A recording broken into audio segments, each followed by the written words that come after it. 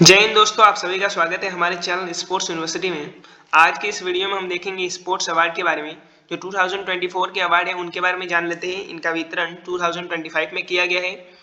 देखिए, तो सबसे पहले हम देखेंगे खेल पुरस्कार क्या है, इनकी शुरुआत कब से हुई, किस दिन इनका वितरण किया जाता है, इनकी थीम क्या है, इसके बारे में जान लेते हैं। खेल पुरस्कार जो कि 29 अगस्त को मेजर ध्यानचंद्र जी के जन्म दिवस पर दिए जाते हैं, ये राष्ट्रपति के द्वारा प्रदान किए जाते हैं। 29 अगस्त को 1995 से खेल दिवस के रूप में मनाया जा रहा है। राष्ट्रीय खेल दिवस 2024, जो इस बार जो राष्ट्रीय खेल दिवस था उसकी थीम क्या थी? शांतिपूर्ण और समावेशी समाजों के संवर्धन के लिए खेल। 2020 में जो खेल पुरस्कार हुए थे, खेल पुरस्कार वितरण का जो प्रोग्राम था वह वर्चुअल रूप से करवाया गया था। आपको पता होगा उसमें क्या था, कोरोना था, इस कारण से ये सब क्या हुआ था, वर्चुअल रूप से करवाया गया था। 2013-2018 में 29 अगस्त को खेल पुरस्कार वितरण नहीं किए गए थे। देखिए, कभी कभी क्या होता है कि 29 अगस्त को खेल पुरस्कार वितरण न करके किसी और दिन करवाए जाते हैं। जिस प्रकार से 2024 के खेल पुरस्कार वितरण 17 जनवरी 2025 में करवाए गए थे। देखिए, 2013, 2018 और 2024 ये तीन जो ईयर है, इसमें 29 अगस्त को खेल पुरस्कार वितरण न करके किसी और दिन करवाए गए हैं। अब हम जानते हैं कि खेल पुरस्कार जो वितरण होता है यह किसके द्वारा करवाया जाता है। तो यह ministry of youth affair and sports के द्वारा, गवर्नमेंट ऑफ इंडिया के द्वारा कराया जाता है। इसके प्रेजेंट में मिनिस्टर कौन है? तो मनसुख मंडाविया। ये जो खेल मिनिस्टर है, खेल मंत्री है मनसुख मंडाविया। यहाँ पर जो व्हाइट कलर में आपको दिख रहा है यह आपके लिए ज्यादा इंपॉर्टेंट है, इसे आप ध्यान से याद रखेंगे। चलिए अब आगे चलते हैं। तो यहाँ पर हम जान लेते हैं मेजर ध्यानचंद्र खेल रत्न पुरस्कार के बारे में। राजीव गांधी खेल रत्न पुरस्कार को 6 अगस्त 2021 में नाम बदल करके मेजर ध्यानचंद्र खेल रत्न पुरस्कार कर दिया गया है। भारत का सर्वोच्च खेल रत्न पुरस्कार माना जाता है। देखिए, भारत में जितने भी खेल रत्न पुरस्कार दिए जाते हैं उसमें सबसे हाईएस्ट जो है वह मेजर ध्यानचंद्र खेल पुरस्कार है। इस पुरस्कार का प्रारंभ 1991-1992 में किया गया था। देखिए, यदि आपको एग्जाम में पूछा जाए कि राजीव गांधी खेल रत्न पुरस्कार का प्रारंभ कब किया गया था, तो उसका भी प्रारंभ 1991-92 में किया गया था, क्योंकि ये दोनों एक ही है। इसका नाम परिवर्तन किया गया है। 6 अगस्त 2021 में इसका नाम परिवर्तन करके क्या किया है, मेजर ध्यानचंद्र खेल रत्न पुरस्कार किया गया है। इसलिए दोनों एक ही है, आप कंफ्यूज ना हो। पुरस्कार वर्ष सहित पिछले 4 वर्षों के खेल प्रदर्शन को इसमें देखा जाता है। देखिए, इसमें जिस समय ये खेल पुरस्कार दिए जाते हैं उससे पहले के जो 4 वर्ष होते हैं उसमें उस व्यक्ति का खेल का प्रदर्शन किस प्रकार से रहा है, उस खिलाड़ी का परफॉर्मेंस किस प्रकार से रही है, उसे इसमें देखा जाता है। इस पुरस्कार की राशि 2020 में 15 लाख से बढ़ा करके 25 लाख कर दी गई है। इसमें आपको डेट भी याद रखनी है, ईयर भी याद रखना है। उसके अलावा अभी कितनी बढ़ाई है, पहले कितनी थी, ये सारी चीज़ों को आपको याद रखना है। तो देखिए, इस प्रकार का होता है मेजर ध्यानचंद्र खेल रत्न अवार्ड, जिसमें नीचे की तरफ में मेडल लगा हुआ रहता है और ऊपर की तरफ में एक तिरंगे जैसा बेल्ट लगा हुआ रहता है। चलिए आगे चलते हैं। भारत सरकार ओलंपिक खेल, एशियन खेल, कॉमनवेल्थ खेल, विश्व चैंपियनशिप, पैरालंपिक खेल आदि में उत्कृष्ट प्रदर्शन करने वाले खिलाड़ियों को पुरस्कार हेतु प्रस्तावित सूची में नाम रखती है। देखिए, जो भी इन सब खेलों में ओलंपिक, पैरालंपिक, एशियन खेल्स, इसमें जो अच्छा प्रदर्शन करता है उनको यह पुरस्कार देने के लिए एक नॉमिनेटेड किया जाता है, उनकी एक लिस्ट बनाई जाती है। प्रथम पुरस्कार प्राप्तकर्ता कौन है? देखिए, जो ये मेजर ध्यानचंद्र खेल रत्न अवार्ड है, जिसे पहले राजीव गांधी खेल रत्न अवार्ड कहा जाता था, इसे प्रथम रूप से प्राप्त किन्होंने किया था? तो विश्वनाथ आनंद, जो शतरंज के खिलाड़ी थे, इन्होंने प्राप्त किया था। और प्रथम महिला कौन है? तो कर्णम मल्लेश्वरी, जो भारोत्तोलक वेट लिफ्टिंग में थी, इन्होंने प्रथम रूप से इसे प्राप्त किया था। 2024 में मेजर ध्यानचंद्र खेल रत्न अवार्ड किन्होंने प्राप्त किया है, इसे देख लेते हैं। सबसे पहले है मनु भाकर, जो निशानेबाज है। डी गुकेश, शतरंज के खिलाड़ी हैं। परवीन कुमार, पैरा एथलेटिक्स है। उसके अलावा एक हरमनप्रीत सिंह, जो हॉकी के खिलाड़ी हैं, इन्होंने 2024 में मेजर ध्यानचंद्र खेल रत्न अवार्ड को प्राप्त किया है। अब हम आगे जानते हैं, मेजर ध्यानचंद्र जी के बारे में जान लेते हैं। मेजर ध्यानचंद्र जी का जन्म 29 अगस्त सन 1905 में इलाहाबाद में हुआ था और 29 अगस्त को हम खेल दिवस के रूप में 1995 से कंटिन्यूसली मनाते आ रहे हैं। ध्यानचंद्र भारतीय फील्ड हॉकी के भूतपूर्व खिलाड़ी एवं कप्तान थे। उनके शानदार स्टिक वर्क और बॉल कंट्रोल की वजह से उन्हें हॉकी का जादूगर भी कहा जाता था। 3 बार ओलंपिक में स्वर्ण पदक जीतने वाली भारतीय हॉकी टीम के सदस्य रहे। एम्स्टर्डम 1928, लॉस एंजल्स 1932 और बर्लिन 1936।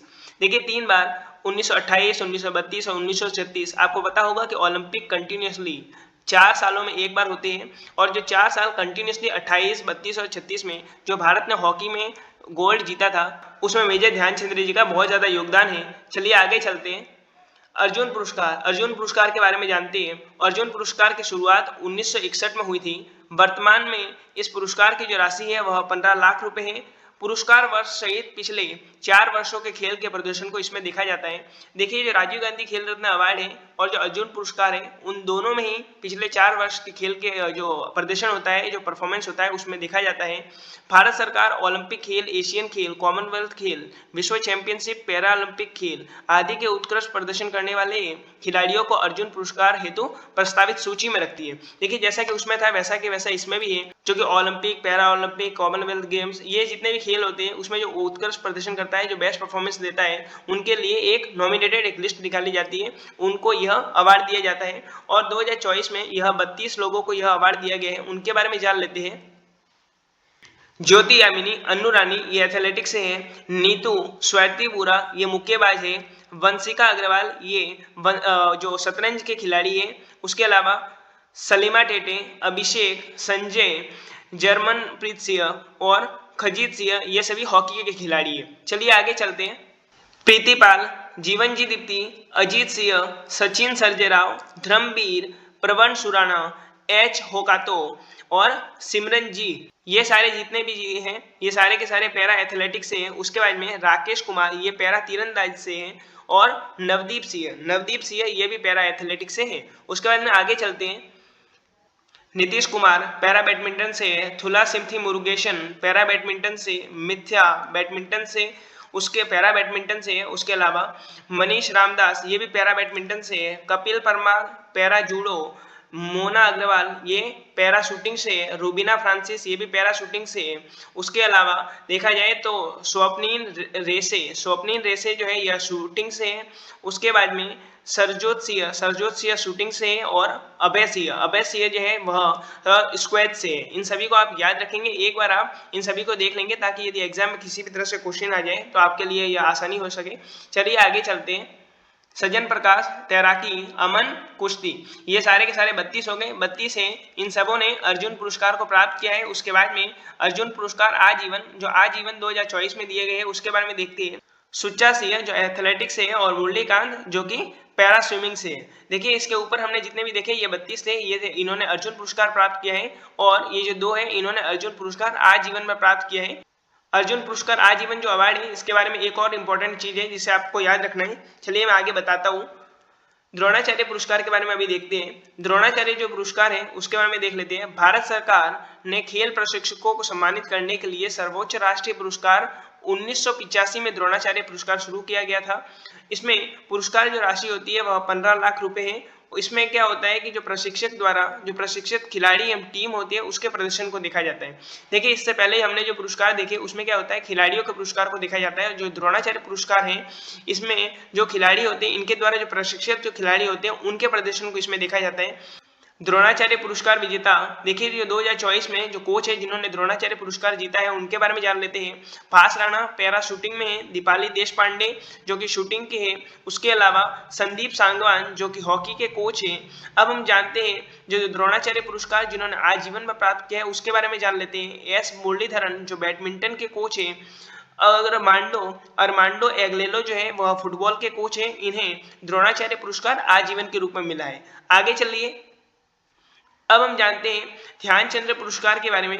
देखिए, अभी तक हमने देखा मेजर ध्यानचंद्र पुरस्कार, उसके बाद में अर्जुन पुरस्कार, उसके बाद में द्रोणाचार्य पुरस्कार के बारे में देखा। अब हम जानते हैं ध्यानचंद्र पुरस्कार के बारे में। देखिए, तो ध्यानचंद्र जो पुरस्कार है खेलों में आजीवन उपलब्धियों के लिए दिया जाता था। इसकी शुरुआत 2002 में की गई थी। पुरस्कार की जो राशि थी वह 10 लाख रुपए थी। देखिए, प्रथम पुरस्कार प्राप्तकर्ता प्रथम रूप से इसे जिसने 2002 में प्राप्त किया था वह थी अपर्णा घोष जो बास्केटबॉल के थे, अशोक दीवान हॉकी की और साहूराज बिसार।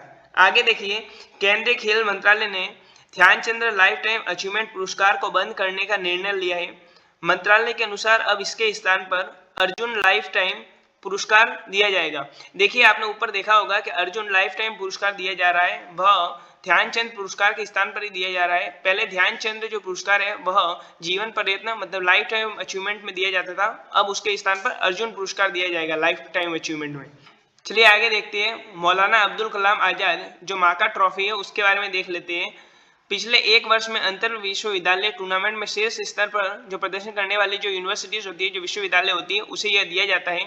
इसकी जो शुरुआत है वह 1956-1957 में इसकी शुरुआत की गई थी। प्रथम रूप से यह पुरस्कार जिसने प्राप्त किया था वह थी बॉम्बे यूनिवर्सिटी, जिसने 1956-1957 में ही यह पुरस्कार प्राप्त कर लिया था। अब हम मौलाना अब्दुल कलाम आज़ाद के बारे में कुछ देख लेते हैं। मौलाना अब्दुल कलाम आज़ाद का जन्म 11 नवंबर 1888 में हुआ था, जिस दिन हम नेशनल एजुकेशन डे के रूप में इनके जन्म दिवस को मनाते हैं। यह आज़ाद भारत के प्रथम शिक्षा मंत्री भी रहे थे। उसके बाद में हम देख लेते हैं कि इंडियन इंस्टीट्यूट ऑफ टेक्नोलॉजी, जिसे IIT कहते हैं, और यूनिवर्सिटी ग्रांट कमीशन UGC के गठन में इनका बहुत ज़्यादा योगदान है। मौलाना अब्दुल कलाम आज़ाद ने IIT और UGC का जो गठन हुआ था उसमें अपना बहुत ज़्यादा योगदान दिया था। इन्हें वर्ष 1992, देखिए इन्हें 1992 जो भारत रत्न अवार्ड होता है उसे सम्मानित किया गया था। आगे चलते हैं तो अब मौलाना अब्दुल कलाम आज़ाद जो ट्रॉफी है, जो माका ट्रॉफी है, वह 2024 में कौन कौन सी ऐसी यूनिवर्सिटीज़ है जिसे दी गई है उसके बारे में देख लेते हैं। तो चंडीगढ़ यूनिवर्सिटी जिसे ओवरऑल विजेता के रूप में दी गई है, जिसे ट्रॉफी के साथ में 15 लाख रुपए भी प्राप्त होंगे। उसके अलावा जो नवली प्रोफेशनल जो यूनिवर्सिटी है वह प्रथम उप विजेता के रूप में है, जिसे 7.5 लाख रुपए भी प्राप्त होंगे और ट्रॉफी भी प्राप्त होगी। उसके साथ में एक सर्टिफिकेट प्राप्त होता है। इसके बाद में जो तीसरे स्थान पर जो कह सकते हैं गुरु नानक विश्वविद्यालय है, वह द्वितीय उप विजेता के रूप में है, जिसे 4.5 लाख रुपए प्राप्त होंगे, एक ट्रॉफी और उसके साथ में एक सर्टिफिकेट भी इसके साथ में प्राप्त होगा। चलिए तो इसी के साथ में अब हम आगे देखते हैं राष्ट्रीय खेल पुरस्कार के बारे में जान लेते हैं कि राष्ट्रीय खेल पुरस्कार किस प्रकार से दिए जाते हैं। पिछले 3 वर्षों में जिन्होंने खेल प्रोत्साहन विकास में अपने क्षेत्र में बहुत ज़्यादा योगदान दे रखा होता है, ऐसे संगठनों को, ऐसे व्यक्तियों को यह पुरस्कार दिया जाता है। इस बार यह किसे दिया गया है? 2024 में यह दिया गया है physical education foundation of India को यह पुरस्कार दिया गया है। इसी के साथ में हमारी इस वीडियो को अंत तक देखने के लिए आपको बहुत बहुत धन्यवाद। And don't forget to like, share and subscribe. अब हम मिलते हैं नेक्स्ट वीडियो में।